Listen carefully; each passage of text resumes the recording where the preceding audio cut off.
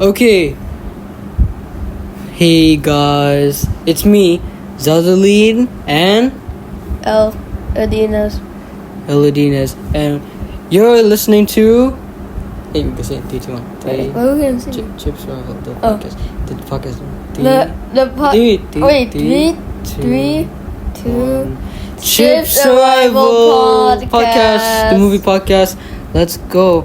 And in today's episode, we are going to be talking about Chipserival. The Arrival. We're talking about the 2016 film Arrival. We just watched it we just finished watching it like a few minutes ago, and No, it was like 5 minutes ago. yeah, 5 minutes ago. Still, it's a few minutes. No. So, No. all right, but coming into the movie, what did you think about? What did you think? I'm supposed to say something. Yeah. What did you think of the movie? It was good. Yeah. So, but before watching, what do you think was gonna happen? Because like, Alien.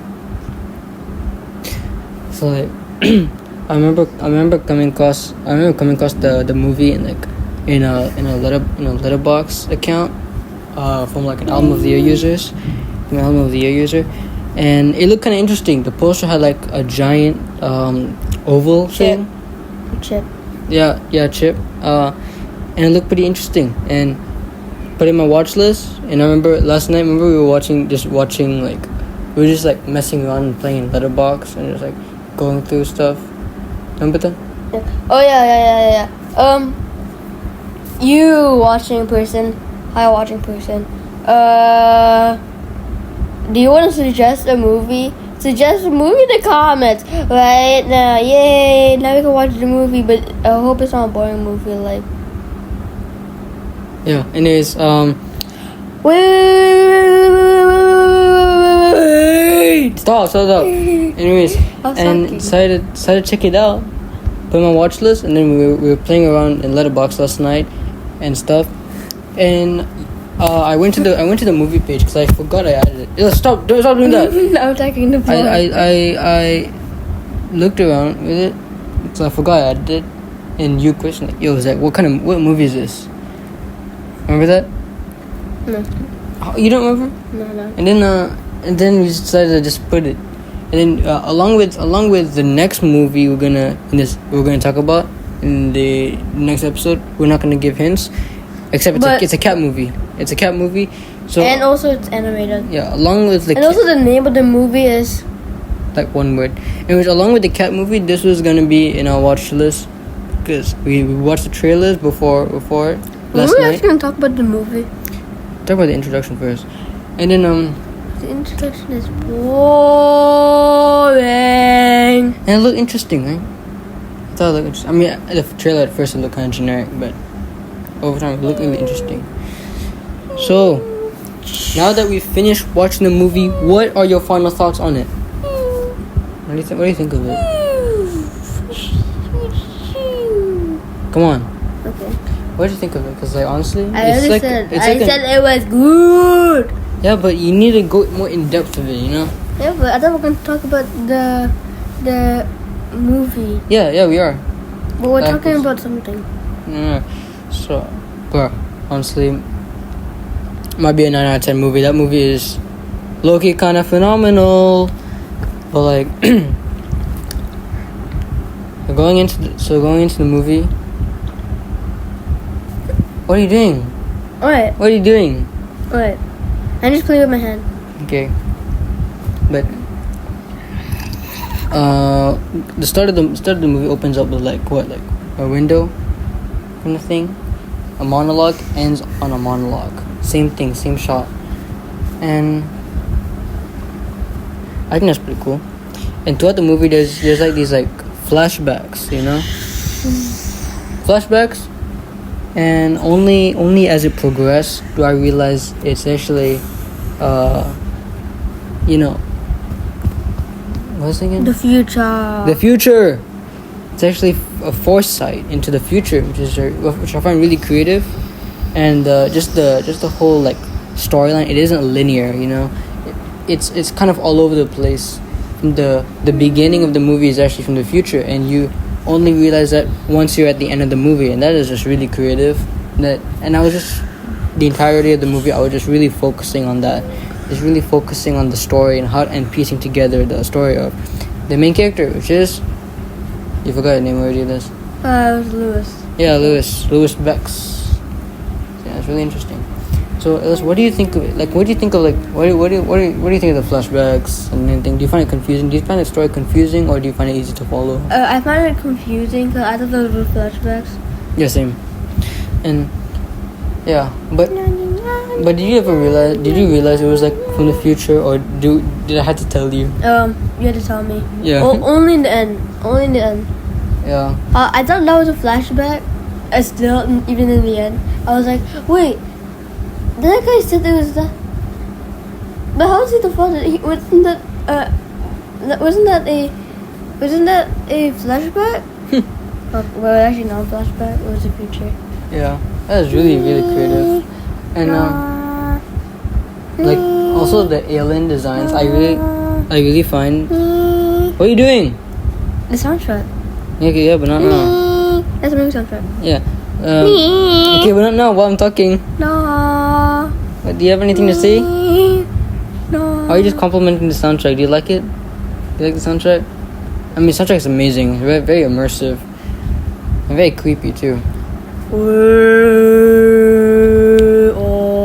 So, the alien designs, bro. Stop! The alien designs. No! Stop doing that. Anyways, the designs on the aliens. Bro. I like how it's really like simple, you know. I mean, the spaceship is just like oval, like just an oval. A chip. Sure, yeah, it's a chip. That's what we call Chipserival. It's a chip, like a little, like just a black chip, nothing in it, and they're just stripping back away all the complex designs, just simplistic, just one shape. It really makes something that looks truly alien. Because whenever someone does something that's too crazy with crazy designs and mechanical shit and blue lights, because I don't know why in almost every generic alien movie it's always blue lights, right? Mm-hmm. And sure, it looks futuristic, but having just a simple oval be the spaceship makes for something that's truly alien, and the actual alien designs, the heptapods, just being like seven-legged hand-looking things, squid-looking things with giant heads.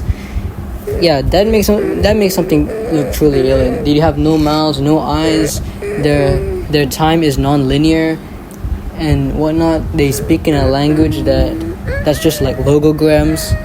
Yeah, that's something that's alien. That's something that's truly alien, honestly. What are your thoughts? What are your thoughts on that? Because all they're just doing is making sounds. What do you think of it?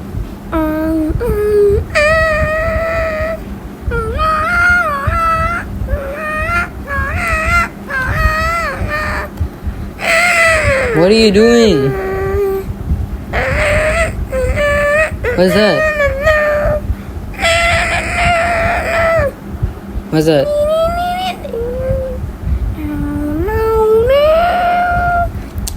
But what do you even think of the movie?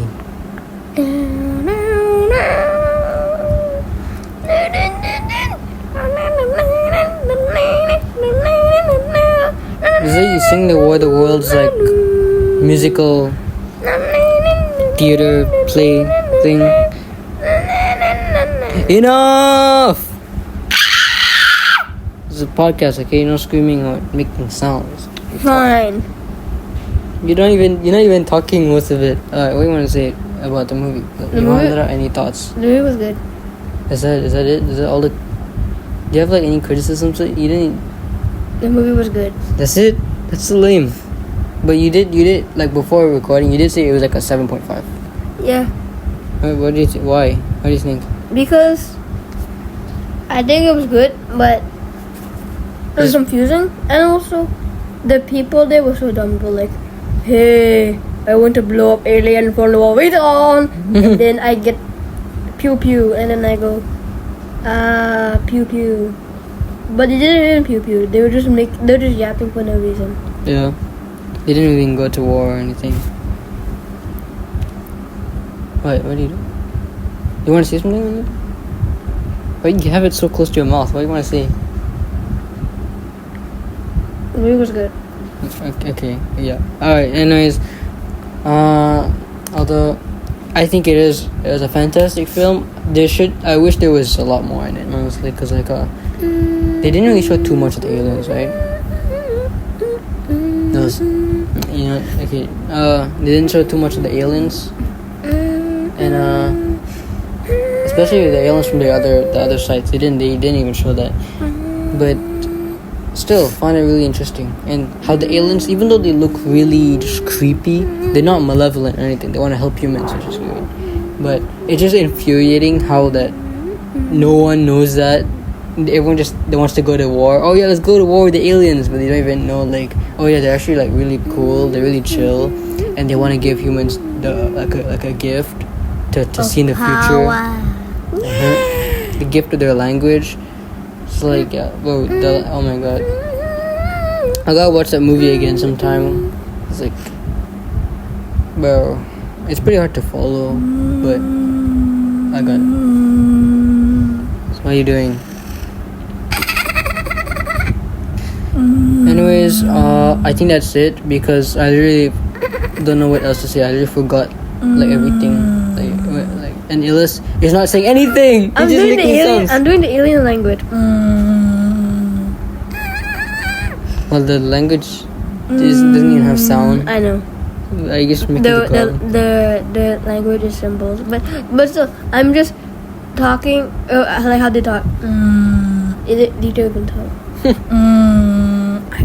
Okay, but shout out to what's his name again? But what? Ashot and Costello. Was it called Ashot? I don't think it's called Albert. Ashot. Yeah, I don't think it's Albert. Shout out to them though, bro. They're goated. They're so goated. They're the aliens. Yeah. Also, rest in peace to Ashot or whatever the name was. I forgot the name. No, it was like what is it? Let me search. Yeah, go search. Research. Hey, fine. I'll search. Cause I'm busy. Wait.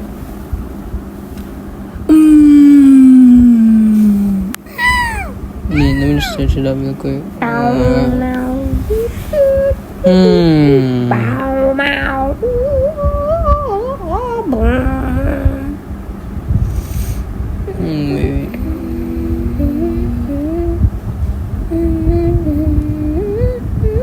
At the end of Earth, real advance has acquired the ability to view time in the same way that the aliens do, non-linearly.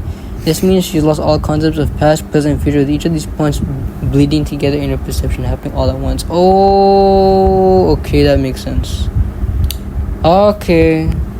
So throughout the movie,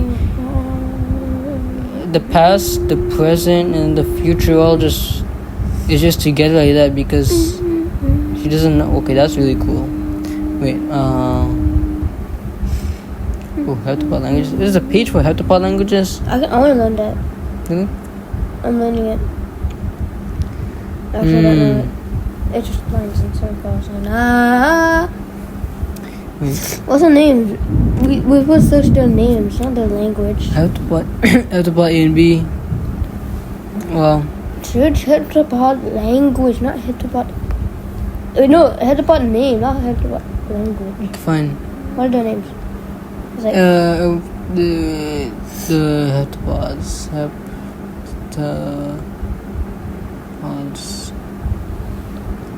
What's in species wiki fandom?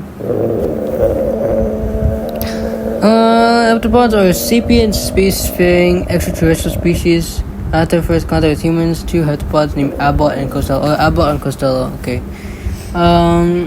Attempted to communicate with Dr. Lewis Banks and Ian Donnelly from their ship in Montana. These aliens are enigmatic creatures which have come to Earth to offer humans their language in exchange for humanity's help in the future. They are benevolent beings whose ultimate goal is to unite humanity, as they will need their help. Let's go! But why do they need to hurt? I don't know. I need to search that up soon. Yes, extent. Racial abilities, non-linear time perspective, ink fluid control, behavior mild, mediatory, interactive. Language Heptapod A spoken, Heptapod B written. locomotion, walking, fluid jet propulsion.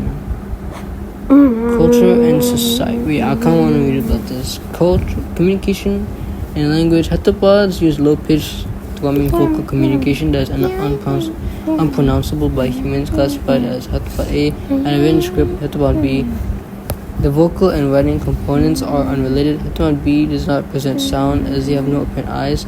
The low clicking sounds may be some form of echolocation. The written script consists of strange circular shapes created of a black ink-like substance.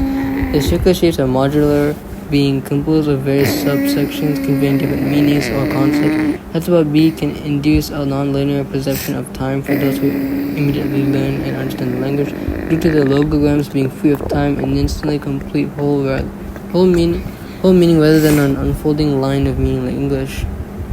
Technology. Heptapods are more capable than humans when it comes to space flight. I actually read the entire thing. It's like 100 hours. When they make first contact with humanity, they use radio to transmit their vocal recordings.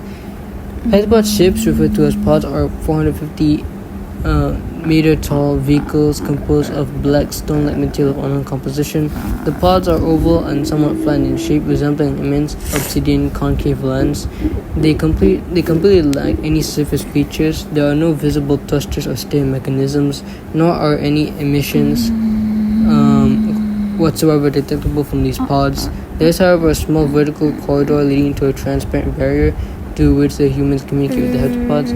The interior of the ship behind the barrier is made of a white glass-like material with a serrated texture. The inner atmosphere, presumably the atmospheric conditions found in the heptapod's homeworld, is thick and misty and is dense enough to have properties between a liquid and a gas. Through this medium, the heptapods can fly through the air and project the inky logograms within the mist. Luis was able to survive for several minutes in the heptapod's environment, meaning it contains some amounts of oxygen, while the rest of its chemical composition is unknown. The ship is able to send out a small 12-foot tall cigar-shaped craft, which emerges from an unknown opening. Costello uses this craft to bring Luis into the ship. When departing from a planetary surface, shells do not actually move away from it. Instead, they slowly and procedurally turn into a misty substance that fades away and then vanishes completely. They may be some form of teleportation or faster than light travel. Notes in both the short story and the film, the attempts of communicating with the heptapods serve as the plot and are used to explore themes about determinism, language, and the Sapir-Whorf hypothesis. In the book, the shells are purported to be 450 meters tall. In the film, however, the size appears to be inconsistent, especially comparing all the shells in the posters to the real-life geological and man-made equivalents. As shown in the poster, where the shell is located in Shanghai, the shell appears to be larger than all the buildings in Shanghai, which would put it being taller than Shanghai Tower at 632 meters. This inconsistency makes it difficult to place its size relative to everything else. That's okay. Wow. Heptapods are really cool. So silly. Well, let's... Whoa. Anyways, I think everyone knows that this movie is a 9 out of 10 for me. 8.5 to 9 out of 10 for me personally. And how would you rate this film? 8, probably. Oh. Went up to 8. Let's go. Alright. I want to say a banger, bro. When Louis Banks was like telling the general guy that what's his name again? Shang Tong Kyle. There's like his wife's dying words, boy, that honestly hit so much. But anyways, that's it for today's episode of Podcast Awesome. Chipserival. Let's go. Podcast. Outro now. Podcast.